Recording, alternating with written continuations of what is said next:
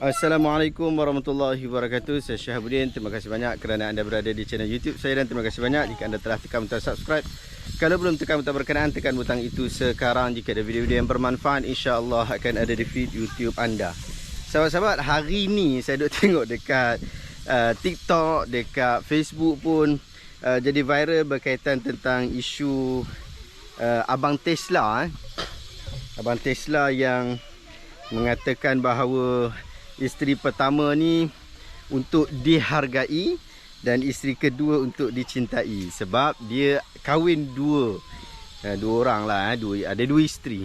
Pertama sekali saya nak ucapkan tahniah lah kepada Abang Tesla atas perkahwinan berkenaan lah.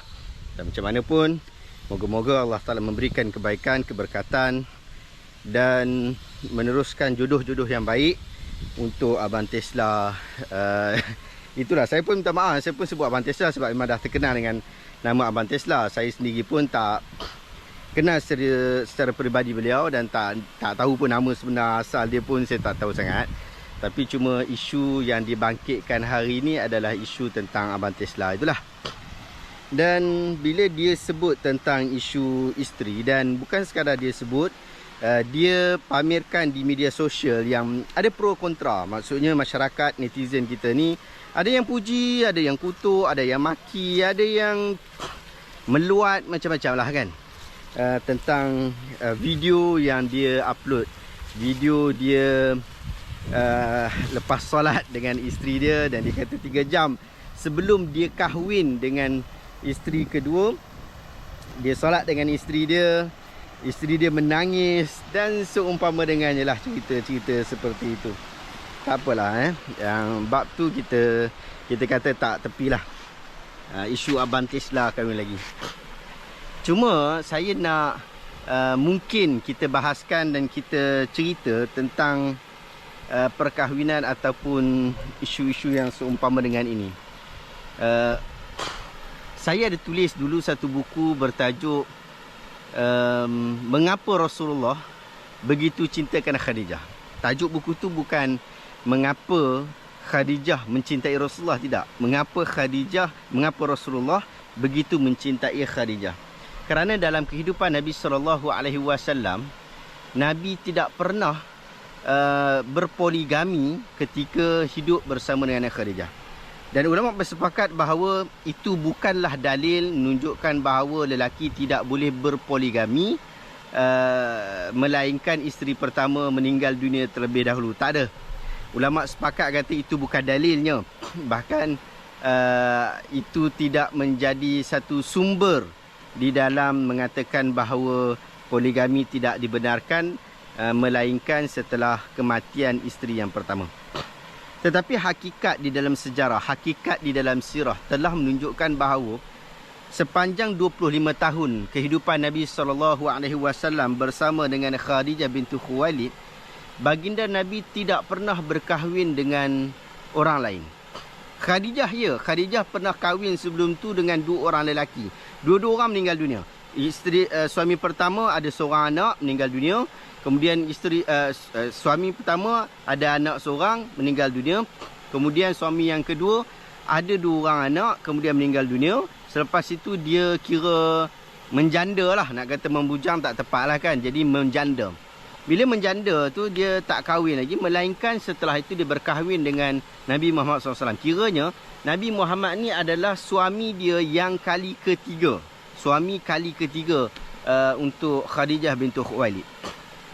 Tetapi bagi Nabi SAW, Nabi ni kahwin Khadijah dalam keadaan dia tak pernah kahwin sebelum tu. Umur Nabi waktu kahwin tu umur 25 tahun. Umur Khadijah khilaf. Ada yang kata 25 juga, ada yang kata 35, ada yang kata 38. Ada banyak perbahasan. Bahkan yang popular adalah umur 40 tahun ataupun 45 tahun. Tetapi yang lebih tepat adalah umurnya 25, 28 ataupun paling tinggi adalah 30 atau 38. Jadi begitulah keadaan dia. Apabila berlaku perkahwinan ini, menarik apabila Nabi SAW tidak berpoligami, melainkan hanya pada Khadijah sahaja. Sebab apa begitu? Maka di dalam dapatan kita, di dalam Fathul Bari, kitab Fathul Bari, Imam Ibn Hajar Al-Asqalani Asy-Syafi'i beliau menyebutkan satu kenyataan pada jilid yang ke-7 muka surat 137. Dia kata tidak ada perselisihan di antara para ulama bahawa Nabi SAW tidak berpoligami sejak menikah dengan Khadijah hingga wafatnya Khadijah. Ini merupakan dalil akan tingginya kedudukan Khadijah di sisi Nabi dan bertambahnya kemuliaan Khadijah. Yang ni saya nak fokuskan kerana Nabi mencukupkan dirinya dengan Khadijah sehingga beliau tidak berpoligami.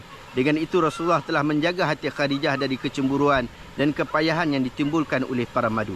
Ini disebutkan oleh Imam Ibn Hajar Al-Asqalani. Dia menyatakan bahawa Nabi SAW dia rasa cukup dengan Khadijah. Maksudnya bukan isu berapa orang isteri, tetapi merasa cukup dengan isteri itu adalah satu nikmat, satu rezeki yang Allah Ta'ala berikan.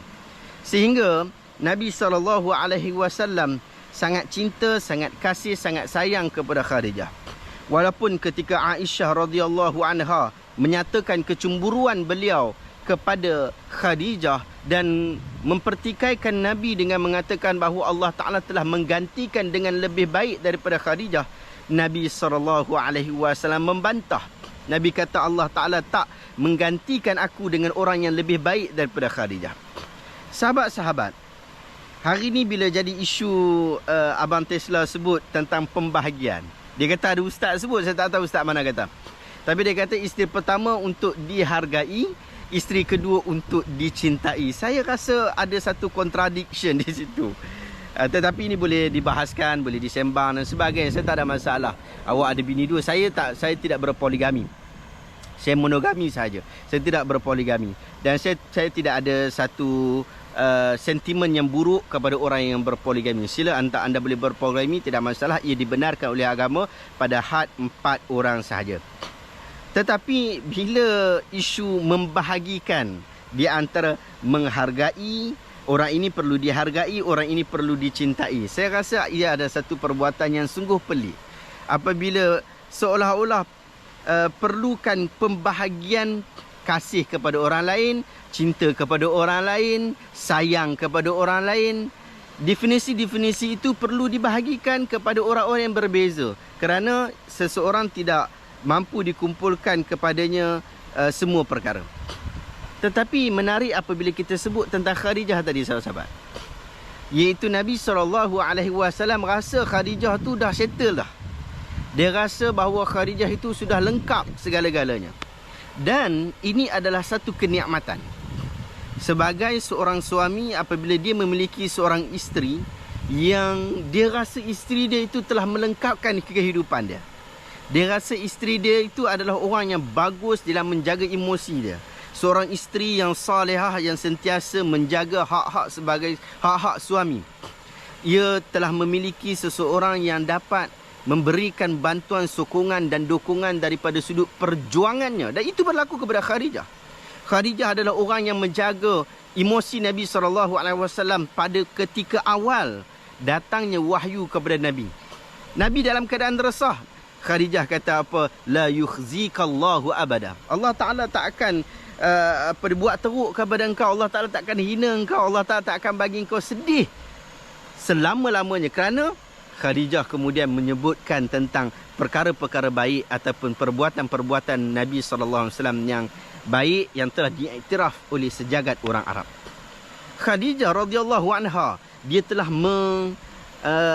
menghabiskan hartanya di dalam perjuangan dakwah bersama dengan Nabi SAW. Dia dipinggirkan daripada sudut bisnes dengan kawan-kawan wanita-wanita business women yang lain. Tetapi dia tidak kisah tentang hal berkenaan. Bahkan Khadijah bersusah-susah dengan Nabi SAW. Tetapi dia tidak ada masa dia bersenang dalam keadaan Nabi SAW telah menjadi seorang pemimpin yang telah diiktiraf. Ketika Nabi SAW bersama dengan Khadijah, beliau dinafikan oleh kaum dia. Beliau dibuang oleh kaum dia. Orang tak mau nak dengar dengan apa yang dibawa oleh Nabi SAW. Tetapi Khadijah sentiasa bersama dengan Nabi SAW. Ini nikmat. Bila sebut tentang isu poligami, ramai orang nak sebut tentang isu lelaki yang suka poligami ini dengan nafsu dan sebagainya. Demikian juga sentimen-sentimen seolah-olah tidak menjaga hati wanita dan sebagainya. Tetapi saya lebih mahu untuk fokus. Kerana pada zaman hari ini yang paling ramai bukanlah orang berpoligami.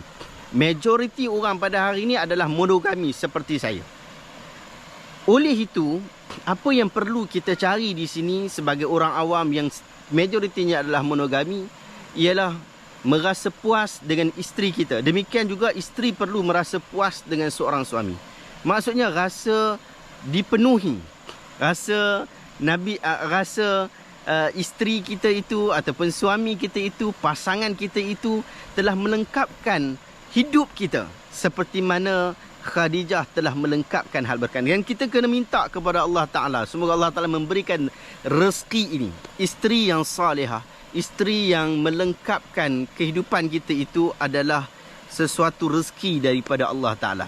Demikianlah, kalau kita kata mungkin perbahasan dia nak bini 2, 3, 4, kita doa semoga Allah Ta'ala memberikan kita juga rezeki berkenaan dan kita juga dapat merasai dilengkapi dengan 4 orang isteri, 2 orang isteri, 3 orang isteri. Tak kisahlah begitu, tapi majoriti kita adalah monogami. Saya juga termasuk dalam hal berkenaan dan saya rasa cinta dan kasih saya kepada isteri saya begitu kuat. Demikian jugalah saya berharap ia berlaku kepada orang ramai dan mendapat nikmat yang sama. Rasa cinta, terus rasa kasih, terus menghargai isteri kita, terus mencintai isteri kita. Tidak perlu untuk dibahagi-bahagikan kasih orang lain, cinta orang lain, menghargai orang lain, menyayangi orang lain. Tak perlu untuk kita bahagikan hal berkenaan.